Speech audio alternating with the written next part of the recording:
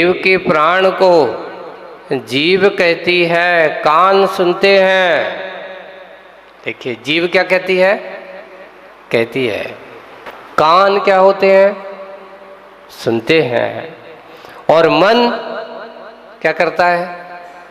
सोचता है। आप लोगों के तीनों का संयोग बनता है, और संयोग बनता है तभी उसका फल दिखाई तो ये मिलता है। जहाँ कानों से, जैसे किसी ने बोला, आपने कानों से सुना, और सुन करके फिर उसमें मन में क्या किया? विचार किया। सोचते हैं, सोचता है। वही जीव है, वही कान है, और वही मन है, अन्य नहीं। जो भगवान की वाणी सुनता है और अपनी जिह्वा से भगवान की वाणी को ही बोलता है, और अपने मन में भगवान की वाणी का ही चिंतन करता है, समझ लेना वही जिह्वा सार्थक है, जो भगवान के नाम, उनके गुण कीर्तन के लिए उपयोग होती है। कवियों ने लिखा है, हरि नाम भजो हरि रसना, तो अंत समय में हिली की ना हिली। सार्थक है ये जिह्वा की। सार्थक ऐसी है कि अगर तूने भगवान के नाम के उच्चारण करने में जिह्वा का सही उपयोग कर लिया, मात्र रसना इंद्री के स्वाद के लिए ये जिह्वा नहीं है, इंद्रियों के पोषण के लिए। अभी अपन जब भी कोई होता है तो कैसा, जैसे ही दूसरी इंद्री का नाम आता है तो सबसे पहले कहते रसना इंद्री। इसका नाम क्या है? रसना इंद्री। आचार्य ने इसकी भूख माटी, आप पढ़ना। रसना का ओरी रसना, हरी रसना, तेरे जीवन में रस ना, तेरे जीवन में रस ना। वे रस है, नीरस है, क्योंकि तेरा रस लेते लेते आज तक मुझे आत्मा का रस नहीं मिला। इसलिए मुझे आत्मा का रस मिले, यही सही रस है। आप सोचते हो कि इस रसना इंद्री से मात्र हमने ये सांसारिक रस को कर लिया तो मैं सार्थक हो गया। सोचो, एक रसना इंद्री के वशीभूत होकर के एक 6 खंडाधिपति कहाँ चला गया? नरक चला गया। किसके कारण है? कौन से? तो अपने यहाँ एक चक्रवर्ती है, शुभम है ना, शुभम चक्रवर्ती की कथा सुननी होगी आपने। बदले के भाव से ये सब किया गया कि एक रसना इंद्री ने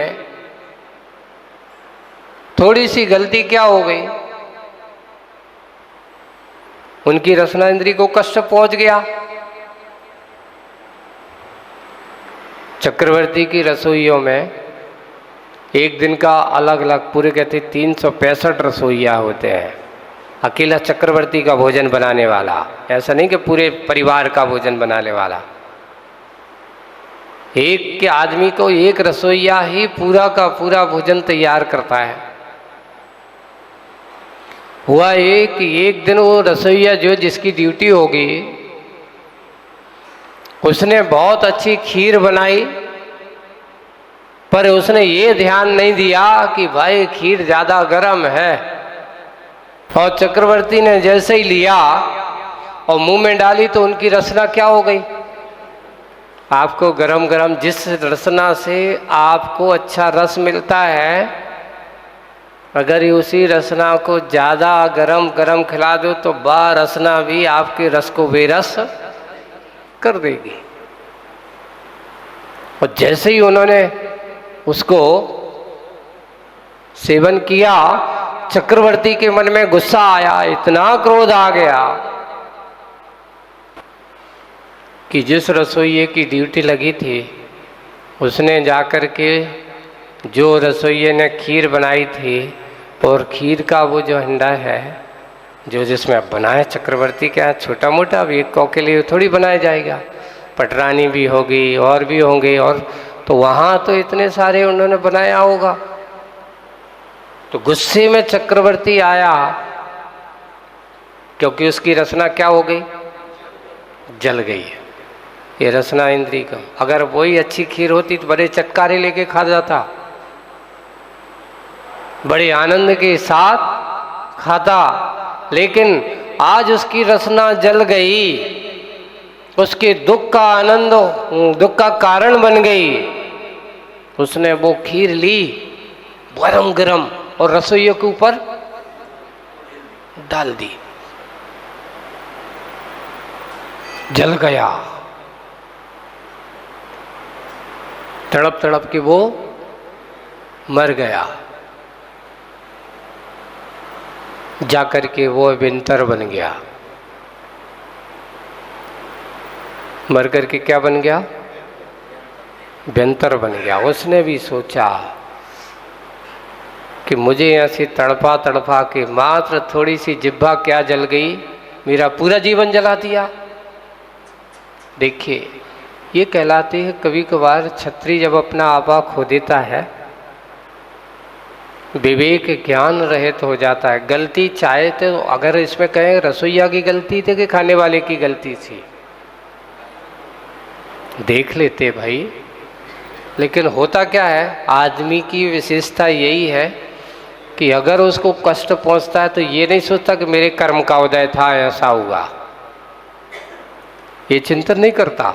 वो क्या करता, इसने ऐसा किया इसलिए मेरे साथ ऐसा हुआ। चक्रवर्ती ने उस सारा का सारा दोष किसके ऊपर डाल दिया, अगर तूने खीर बनाई है, तूने मुझे मुख जलाया है, अगर उस समय थोड़ा सा विवेक ज्ञान होता, विवेक ज्ञान की परिणति होती,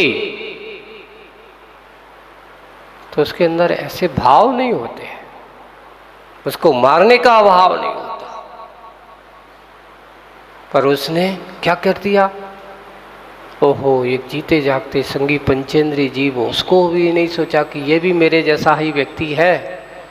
यही है, क्रोध में जब आदमी अंधा होता है तो सामने वाले के अस्तित्व को भूल जाता है, उसको अपने जैसा नहीं समझता। अज्ञानता जब सर पे हावी होती है तो ऐसे ही होती है। और वही हुआ कि उसने अज्ञानता के वशीभूत होकर के चक्रवर्ती जैसा वैभव, छखंडाधिपति इतने निम्न स्तर पर चला गया, थोड़ा सा कष्ट क्या पहुंच गया, उसने जाकर के उस कष्ट का बदला उस व्यंतर देव के लिए, और उसने भी अब व्यंतर बन गया। और जैसे ही व्यंतर बना, वो बनते ही उसको अवध ज्ञान तो उसको जन्म से होता है, क्यों आया हूं मैं यहाँ। और जैसे वो हो मेरे साथ ये किया, इतना शक्ति संपन्न होकर के चक्रवर्ती है, पर उसने भी अब कहा कि मैं अपने मरण का बदला लूंगा। एक रसना इंद्री की शुरुआत यहाँ से होती है। उसके कहा, अब वो रसना इंद्री के वशीभूत रहा। एक दिन उसने, व्यंतर ने ऐसा एक आम फल तैयार किया, चाहे माया से तैयार किया हो, कैसी भी, देवों के पास सब कुछ शक्तियां हैं, सब कुछ सामर्थ होता है।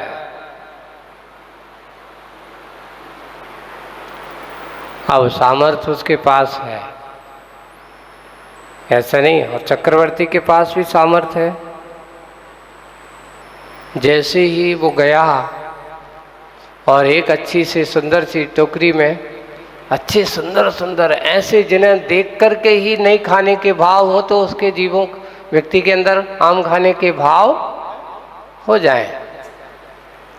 और उसने अपने ले जा कर के कहा, महाराज कहते हैं पुराने लोग जो होते थे ना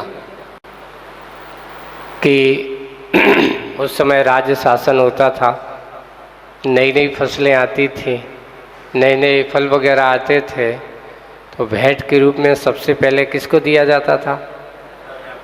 राजा को दिया जाता था। भाई हमारे नगर के राजा हैं, उनके लिए पहले हमारे बागीचे में अच्छे अच्छे सुंदर सुंदर, वो भी अच्छी ऐसी कथा गढ़ करके गया कि भगवान मैं आपके ही राज्य का एक सेवक हूँ और मैंने सोचा है कि आपके लिए सुंदर आम भेंट में दिया जाए।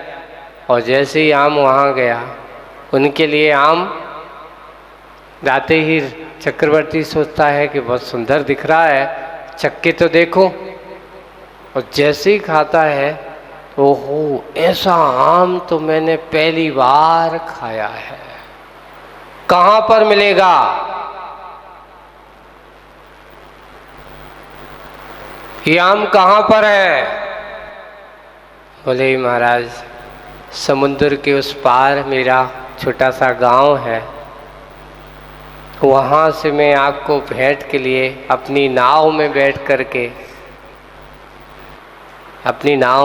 करके लेकर के आया हूँ।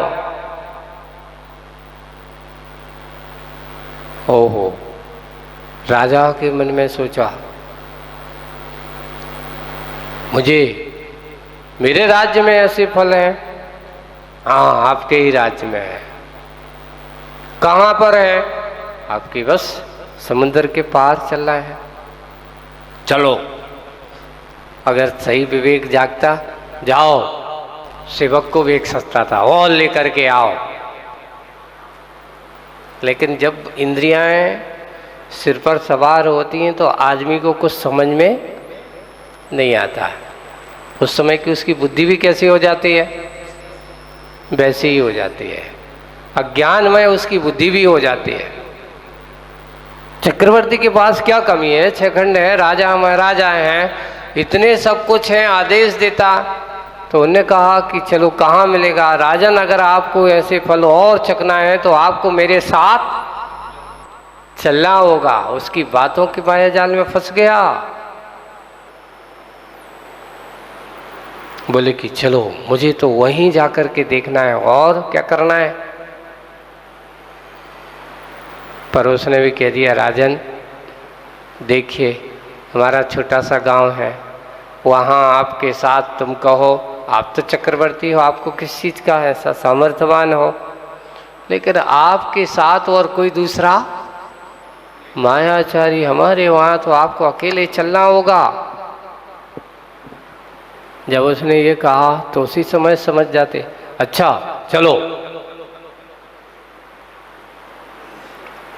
और फंस गए। कौन? चक्रवर्ती। रसना इंद्री के वशीभूत।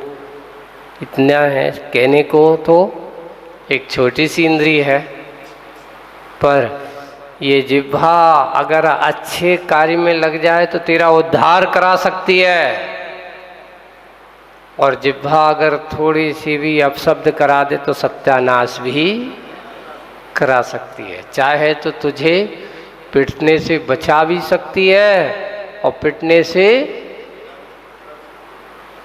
आपको बिल्कुल बिना मतलब के अगर तुम कुछ बोल दो तो बिना मतलब के तुम्हारी पिटाई भी हो जाती है। हाँ, तो उन्होंने कहा अच्छा ऐसा है, और चक्रवर्ती उस भ्रंतर के जाल में फंस गया और ले जा करके समुद्र में नाव ले गया। लेते लेते जा कर के 20 समुद्र में पहुंच गया। उसने अपनी माया से क्या किया? तूफान तैयार कर दिया। उसके पास सब कुछ सामर्थ्य है, नाव डोल रही है, क्या किया जाए बताओ? बचाओ। चक्रवर्ती अब कहता है भाई अब यहाँ चक्र रत्न भी नहीं है मेरे पास कि भाई उनका प्रयोग कर सकूं, क्योंकि उनकी भी अपनी सीमा होती होगी, उनकी भी एक अपनी मर्यादा भी होती होगी। चाहते तो उसके पास सब कुछ सामर्थ्य है चक्रवर्ती के पास, इससे बड़े बड़े तूफान भी, एक चर्म रत्न होता है उनके पास। चक्रवर्ती के पास जो चर्म रत्न होता है उसकी कहा कि पूरी की पूरी सेना, बड़ी बड़ी नदियां उस पर बैठ जाएं तो पूरी नौका का काम पूरी सेना को पार कर दे, पर वो डूबता। बारिश अगर हो जाए इतनी तो ऊपर से छाते का बना दिया जाए, पूरी बारिश पूरी की सेना उस पर नीचे रह जाए तो उनको बूंद भी ना लगे, सबकी सुरक्षा भी कर दे, ऐसा भी काम कर। लेकिन इस समय जब बुद्धि आदमी की भ्रष्ट होती है, इंद्रियों के वशीभूत होती, कुछ भी समझ में नहीं आता। एक बार एक कथा पढ़ी, बहुत अच्छी कथा में एक और कथा होती है कि बंदर देखो उसी पेड़ पर उछल कूद करता है ना, उछल कूद करते। एक दिन क्या हुआ, जंगल का सिंह उस पेड़ के वहां आया और धूप में वहीं उस पेड़ के नीचे आकर के जहां बंदर ऊपर बैठा है उसकी छाया, जिस डाल पर बैठी तो उसकी छाया नीचे पड़ रही है। बंदर ने देखा कि सिंह आ गया और सिंह ने क्या किया, उसकी छाया पे हाथ से क्या करने लगा, वो सोचता है कि मुझे पकड़ लिया। सोचो, उछल कूद करने वाला वह बंदर उछल कूद भूल गया और सिंह के डर के उसने सोचा पकड़ लिया और उसके हाथ छूटे और जाकर के नीचे गिर गया, मर गया उसका शिकार। सोचो, ऐसे ज्ञानी जीव भी अपने अंदर जब सामने वाली विपरीतता दिखती है तो वो सब कुछ भूल जाते हैं। आपकी दशा भी वही है, आपके अंदर भी वो ज्ञान संपत्ति है, पर इंद्रियों की दासता इतनी खतरनाक है कि आदमी इनके सामने सब कुछ भूल जाता है। उसमें भी रसना इंद्री महाराज सामने जब देखो मिलती है तो फिर तो कुछ नहीं दिखाई देता। एक कहावत चलती है, बिल्ली जब दूध पीती है तो आंख बंद कर लेती है। आप गौर कर लेना, को कभी गौर प्रैक्टिकल करके देखना।